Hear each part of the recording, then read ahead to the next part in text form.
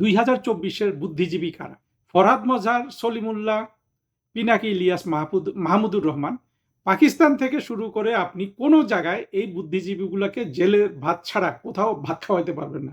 অর্থাৎ কোথাও ফিট করতে পারবেন না। এদের পাগলামি অন্য যে কোনো মুসলিম রাষ্ট্র কিন্তু এদেরকে জেলে নিয়ে যেত। জুলাই ষড়যন্ত্র স্পেশাল এপিসোড 5-এ আজকে আলোচনা করব 2024-এর চরমপন্থার উত্থান কিভাবে বাংলাদেশকে বুদ্ধিজীবী শূন্য করেছে।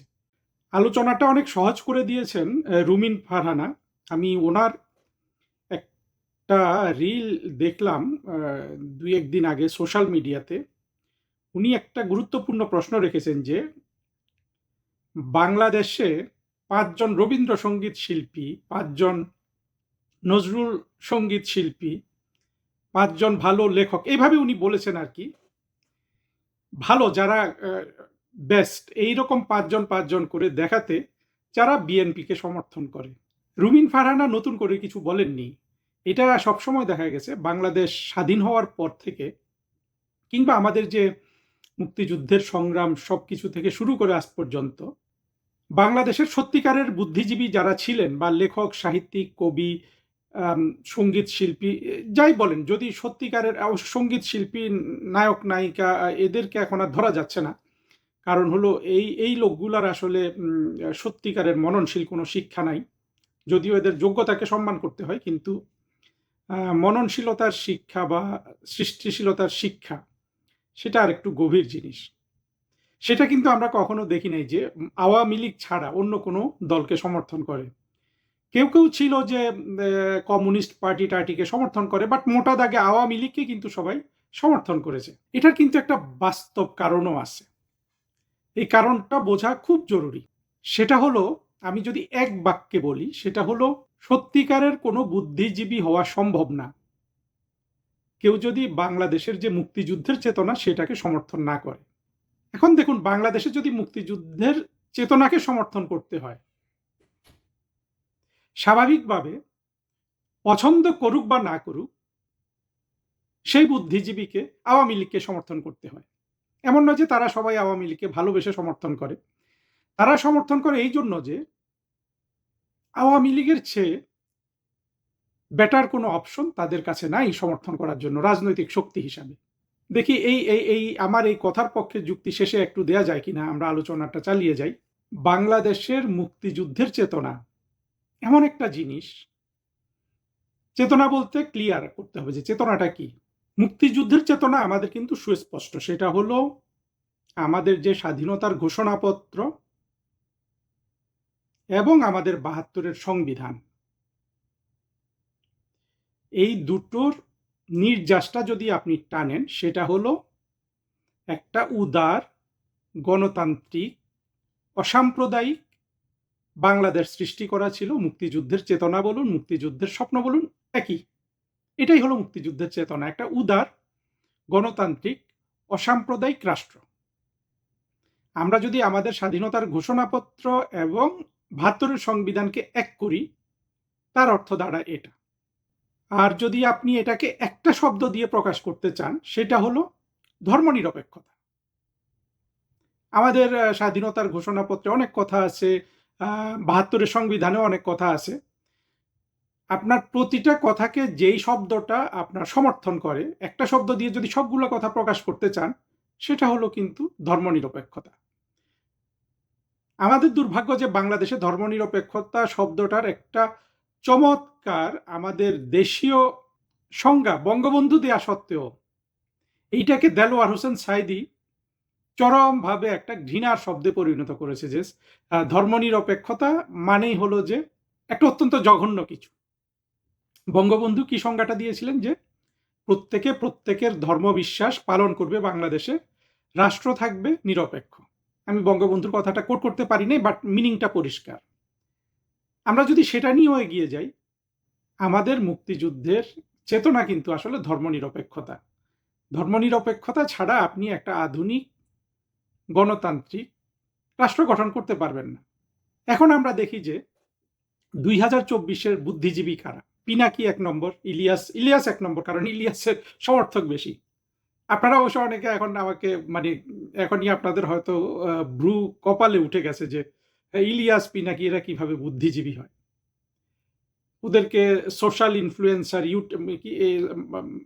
সমাজ মাধ্যমের ইনফ্লুয়েন্সার এগুলো বলা হয়। আসলে সেটা না। বুদ্ধিজীবী মানেই ইনফ্লুয়েন্সার। পাবলিক ডোমেইনে বুদ্ধিজীবী থাকতে হলে। প্রাইভেট লাইফে অনেক বড় বুদ্ধিজীবী থাকতে পারেন যারা সেটা তো আমরা সেটা নিয়ে আলোচনাও করছি না। যে যত বড় সোশ্যাল ইনফ্লুয়েন্সার সে তত বড় কিন্তু বুদ্ধিজীবী। সেই দিক থেকে ২৪-এর বুদ্ধিজীবী কিন্তু এই ইলিয়াস, পিনাকি, মাহমুদুর রহমান, আরো আপনার যদি বলেন যে ফরহাদ মজহার, সলিমুল্লাহ। এখন এরা কি টাইপের বুদ্ধিজীবী? ২৪-এর চরমপন্থার উত্থানে এরাই সবচেয়ে মূল ভূমিকা পালন করেছে। বুদ্ধিবৃত্তিক বলেন কিংবা ইন্টেলেকচুয়াল সোসাইটি থেকে, ইনফ্লুয়েন্সারের সোসাইটি থেকে, এরাই তো, আরো নাম থাকতে পারে, আমার মানে সব মনে আসছে না। এদের কথাই এখন মনে আসে সবচেয়ে বেশি। এদের মধ্যে সলিমুল্লাহকে, ফরহাদ মজহারকে আর পিনাকিকে একটা জায়গায় ভাগ ভাগ করতে হবে। আর মাহমুদুর রহমান আর ইলিয়াস কিন্তু আরেক জায়গায়। অর্থাৎ মাহমুদুর রহমান আর ইলিয়াস, এদের সততা বোঝা আমাদের পক্ষে সহজ। কারণ এরা শৈশব থেকে কখনো এদের অবস্থান বদলায়নি। অন্যদিকে আপনি যদি ফরহাদ মজহারের দিকে তাকান, কখনো সে আওয়ামী লীগকে সমর্থন করেছে, শেখ হাসিনাকে সুনাম করে বই লিখেছে, কখনো সে বিএনপিকে সমর্থন করেছে এবং সে একবার জেলে গেছে, আমার মনে আছে, সেটা বেগম খালেদা জিয়া যখন প্রধানমন্ত্রী ছিলেন তখন। পরবর্তীতে সে মাদ্রাসা কেন্দ্রিক এবং তার বহুরূপ। আর সলিমুল্লাহর ঘটেছে উল্টাটা।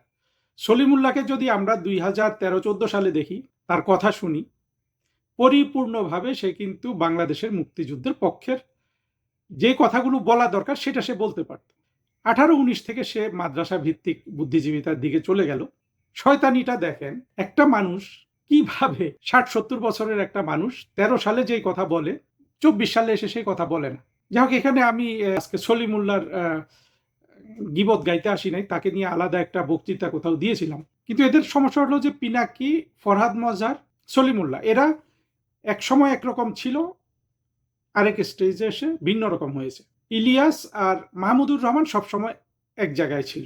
এই অবস্থায় এই তিনজন নিশ্চিতভাবে অসৎ লোক, অন্তত তাদের বিবেকের কাছে তো অসৎ। পিনাকি, ফরহাদ মজহার আর সলিমুল্লাহ। মাহমুদুর রহমান আর ইলিয়াস তাদের বিবেকের কাছে তারা সৎ আছে। যেমন আমাদের একজন বিখ্যাত হুজুর আব্দুর রাজ্জাক বিন ইউসুফ, যেটা বলেন সেটা উনি বোঝেন, বলেন এবং প্র্যাকটিস করেন বলে মনে হয় আর কি। যদিও ছবি ভিডিও তোলার জায়গাটা ছাড়া, কারণ ছবি তোলা এবং ভিডিও তোলা তো হারাম। আব্দুর রাজ্জাক বিন ইউসুফ যেটা প্রকাশ করতে চান, তো উনি কিন্তু আবার সেখানে অনুমোদন দেন। এইটা ছাড়া তার কিন্তু প্রকাশ আর কোনো জায়গায় আমি বিচ্যুতি দেখি না। কিন্তু অন্য মৌলবীগুলা দেখেন, সবগুলাকে আপনি নাস্তিক বলতে পারবেন। সেই কাজী ইব্রাহিম বা যা যা আছে, তারেক মনোয়ার, আজহারি, সবগুলা কিন্তু বিশুদ্ধ না। এখন এই যে ৪-৫ জন বুদ্ধিজীবীর আমরা নাম বললাম, এতক্ষণ তাদেরকে বুদ্ধিজীবী বললাম, তারা কি আসলেই বুদ্ধিজীবী? বুদ্ধি থাকলেই কি বুদ্ধিজীবী হয়? সমাজকে ইনফ্লুয়েন্স করতে পারলেই কি বুদ্ধিজীবী হয়? আমি কিন্তু বলেছি যে এরা বুদ্ধিজীবী, কিন্তু এখন আবার ভিন্ন কথাটা, যেটা আসলে প্রকৃত বুদ্ধিজীবীর জায়গায় আমাদের আসতে হবে, সেটা হলো বুদ্ধিজীবী হতে হলে আপনাকে যুক্তির অধীন হতে হবে।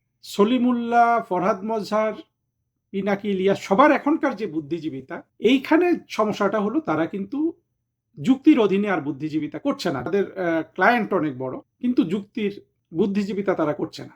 এখন যুক্তিভিত্তিক বুদ্ধিজীবিতাটা কি? যুক্তিভিত্তিক বুদ্ধিজীবিতা হলো রুমিন ফারহানা যাদের কথা বলছেন, আমরা যেটা দেখেছি বাংলাদেশের শুরু থেকে শেষ পর্যন্ত, সত্যিকারের যারা বুদ্ধিজীবী তারা কোনো না কোনো পর্যায়ে কিন্তু আওয়ামী লীগের সমর্থক। এখন আমাকে প্রশ্ন করা যেতে পারে যে আওয়ামী লীগের সমর্থকগুলাই যদি বুদ্ধিজীবী হয়, বাকিরা বুদ্ধিজীবী না, এর প্রমাণ কি? দেখুন, প্রমাণটা দেয়া কঠিন, কিন্তু বোঝানো কঠিন, কিন্তু অসম্ভব না। পৃথিবীর স্রোতটা যদি আমরা দেখি যে পৃথিবীতে কিভাবে আপনার সভ্যতার বিকাশ হয়েছে, মানুষের বিকাশ হয়েছে, সেটা হচ্ছে পুরোপুরি সাম্প্রদায়িকতা থেকে অসাম্প্রদায়িকতাকে গ্রহণের মাধ্যমে। আপনি যদি আজকে পৃথিবীর দিকে তাকান, আমাদের মূল সমস্যাটা তো আসলে মুসলমান এবং ইসলাম ধর্মকেন্দ্রিক জঙ্গিবাদ, মৌলবাদ, এগুলো নিয়ে তো। আপনি যদি অন্যান্য মুসলিম দেশগুলোর দিকে তাকান, সৌদি আরবের দিকে তাকাতে পারেন, মিশরের দিকে তাকাতে পারেন, মধ্যপ্রাচ্যের অন্যান্য দেশগুলোর দিকে তাকাতে পারেন, তারাও কিন্তু আপনার অসাম্প্রদায়িক বুদ্ধিজীবিতাকে মেনে নিয়েছে। ফলে এই দেশগুলোতে এই যে ৫ জনের নাম বললাম, সলিমুল্লাহ, ফরহাদ মজহার, ইলিয়াস, পিনাকি, মাহমুদুর রহমান, কোনো অমুসলিম দেশে তো এদের কোনো রকম আপনার জায়গা নেই। এমনকি মুসলিম দেশগুলোতেও কিন্তু এদের কোনো রকম এখন আর জায়গা নেই। ফরহাদ মজহার যদি আপনার এইসব বুদ্ধিজীবিতা সে যদি সৌদি আরবে করতো, তার কি অবস্থা হতো? কিংবা পিনাকি, কিংবা ইলিয়াস, কিংবা মাহমুদুর রহমান, যারা বাংলাদেশে জঙ্গিবাদ কায়েম করতে চায়। সৌদি আরব তো তাদের এটা দিত না করতে, মিশর দিত না, মিডল ইস্টের কোনো দেশ দিত না। এর মানে হলো যে এইসব ইসলামিক দেশগুলো কিন্তু হ্যাঁ তাদের নিজস্ব ফ্রেমওয়ার্কের মধ্যে তারা একটা ইসলাম পালন করে, তারা ইসলামিক রাষ্ট্র, সব ঠিক আছে, কিন্তু তারা কিন্তু উদার গণতান্ত্রিক বুদ্ধিজীবিতাটাকে মেনে নিয়েছে, অর্থাৎ যেটা শাশ্বত, যেটা সভ্যতার পক্ষের বুদ্ধিজীবিতা, যেটা সত্যিকারের বুদ্ধিজীবিতা। কিন্তু আমরা সেটা বাংলাদেশে রক্ষা করতে পারিনি। বাংলাদেশে আমাদের 2024-এর জঙ্গি উত্থানে আওয়ামী লীগের পক্ষের যেসব বুদ্ধিজীবী ছিল তারা তো এখন অন্তত পাবলিক লাইফে নাই, পাবলিক ডোমেইনেও নাই, তারা সম্ভব না, তাদেরকে তো মেরে ফেলা হবে। আমাদের অধ্যাপক জাফর ইকবাল ছিলেন, তাকে তো এখন লুকিয়ে থাকতে হচ্ছে, কারণ তার জীবন অবশ্যই সংকটাপন্ন বর্তমানে যে যে মানে জঙ্গি উত্থানের পর থেকে যে বর্বরতা চলে আসছে সেখানে। ফলে রাষ্ট্র এখন পুরোপুরি ফরহাদ মজহার আর সলিমুল্লাহ খান, পিনাকি ইলিয়াস, মাহমুদুর রহমানের দখলে, এবং এদেরকে সারা পৃথিবীর কোনো জায়গায় একমাত্র আফগানিস্তানে দিতে পারে। পাকিস্তান থেকে শুরু করে কোনো মুসলিম দেশে, অমুসলিম দেশগুলোর কথা বাদ দেন, অমুসলিম দেশ তো আসলে এইসব ঝামেলার মধ্যেও নাই, তাদের তো এইসব সমস্যাই নেই। পাকিস্তান থেকে শুরু করে আপনি কোনো জায়গায় এই বুদ্ধিজীবীগুলোকে জেলে ভাত ছাড়া কোথাও ভাত খাওয়াইতে পারবেন না, অর্থাৎ কোথাও ফিট করতে পারবেন না। এদের পাগলামি অন্য যে কোনো মুসলিম রাষ্ট্র কিন্তু এদেরকে জেলে নিয়ে যেত। আমাদের দুর্ভাগ্য, মুক্তিযুদ্ধের পক্ষের শক্তি আওয়ামী লীগ সত্যিকারের বুদ্ধিজীবী সৃষ্টি করার কোনো পদক্ষেপ তারা নেয় নাই। ফলে যেসব দুর্বল বুদ্ধিজীবী ছিল, দুর্বল বলতে আমি বুদ্ধিজীবিতায় বলছি না, সৃষ্টিশীলতায় এবং টাকা কড়িতে, অনেকে অবশ্য টাকা কড়িরও মালিক হয়েছে, সেটা ভিন্ন কথা, তারা কেউ কিন্তু আর 2024-এ টিকতে পারলো না, পারার কথাও না। একজন সাধারণ জঙ্গিবাদের সমর্থক রাষ্ট্রের জন্য যতটা ক্ষতি করে, এই ফরহাদ মজহার, সলিমুল্লাহ, পিনাকি, ইলিয়াস, মাহমুদুর রহমানরা রাষ্ট্রের জন্য অনেক বেশি ক্ষতিকর। এবং 2024 আমাদেরকে, অর্থাৎ বাংলাদেশকে এদের আধিপত্যে রেখে গেল। আমাদের জন্য আসার কথা হলো ফরহাদ মজহার, সলিমুল্লাহ, পিনাকি ইলিয়াস, মাহমুদুর রহমান, এরা যা করে, যা বলে, যেই ইনফ্লুয়েন্স করে, সেখান থেকে যেই মানুষ সৃষ্টি হয়, তারা যে কোনো রাষ্ট্রকে কিন্তু ডুবিয়ে দেয়, যেভাবে আজকে বাংলাদেশ ডুবছে। আমি বিশ্বাস করি মানুষ পুরোপুরি ডুবতে চায় না, সাধারণ মানুষও না, যারা নিরীহ মানুষ অত কিছু বোঝে না তারাও পুরোপুরি ডুবতে চায় না। পানি গলা পর্যন্ত আসলে বাংলাদেশের সাধারণ জনগণই কিন্তু এই বুদ্ধিজীবীগুলোকে আক্রমণ করবে, ফরহাদ মজহার এবং গং যেগুলো আছে। আমাদেরকে আপাতত সেই দিনের অপেক্ষায় থাকতে হবে।